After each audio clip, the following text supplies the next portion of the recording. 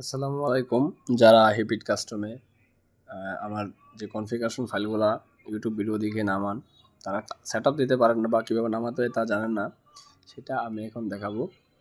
তো এর জন্য ডিসক্রিপশন থাকা লিঙ্ক থেকে আপনারা যে আমার গিটহাব অ্যাকাউন্টে যান, সেখান থেকে কীভাবে ফাইল ডাউনলোড করবেন সেটা আমি দেখাই দেবো এখন। তো তার জন্য আমি লিঙ্কটা লিখে নিই, github.com। তো এটা লিঙ্কটা ডিসক্রিপশন বক্সে সবসময় থাকে। তো অনেকে আছেন যে ফাইলটা ডাউনলোড করতে পারেন না। তো এটা কীভাবে ডাউনলোড করবেন, তো এই রেপোজিটরিতে আসার পরে এইখানে আসার পরে আপনি নিচের দিকে চলে আসবেন। নিচের দিকে আসার পর নিচে দেখবেন যে এখানে একটা সিস্টেম আছে, রিলিজ 1 কনফিগারেশন ফাইল, এখানে একটা চাপ দিবেন। চাপ দেওয়ার পরে এখান থেকে এই যে নিচের দিকে চলে যাবেন। নিচের দিকে যাওয়ার পরে এই যে অ্যাসেস্ট নামে যে অপশনটা আছে, এই যে অ্যাসেস্ট। তো এখানে যে লেটেস্ট অ্যাসেসটা আছে, মানে আমি যে কোনো ফাইল আপলোড দিলে এটা সবার উপরে থাকবে আর কি।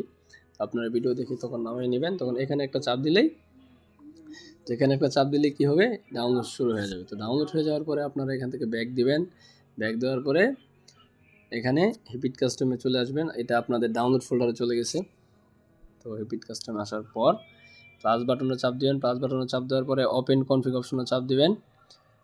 অ্যান্ড ওপেন কনফিগ অপশনে চাপ দেওয়ার পরে এখানে দেখেন যে ডাউনলোড হয়ে গেছে। তো এই যে ডাউনলোড ফোল্ডারে, তো আমি যেটা ডাউনলোড দিলাম সেটা হচ্ছে ডাউনলোড অপশনে গেলে কি এটা পাওয়া যায়, এটা। তো এটাই যে চাপ দেওয়ার পরে যে ইম্পোর্ট হয়ে যাবে, এখন কানেক্ট করলেই চালাইতে পারবেন।